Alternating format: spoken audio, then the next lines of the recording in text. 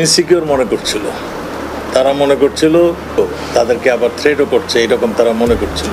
কোটা সংস্কার আন্দোলনের ৩ সমন্বয়ক ঢাকা বিশ্ববিদ্যালয়ের ছাত্র নাহিদ ইসলাম, আসিফ মাহমুদ ও আবু বাকের মজুমদারকে ডিবি হেফাজতে নেওয়া হয়েছে। শুক্রবার ২৬ জুলাই রাতে ঢাকা মেট্রোপলিটন পুলিশের অতিরিক্ত পুলিশ কমিশনার ডিবি প্রধান মোহাম্মদ হারুন আর রশিদ এ তথ্য নিশ্চিত করেছেন। তিনি জানান, নিরাপত্তার স্বার্থে এবং জিজ্ঞাসাবাদের জন্য তাদের ৩ জনকে হেফাজতে নেওয়া হয়েছে।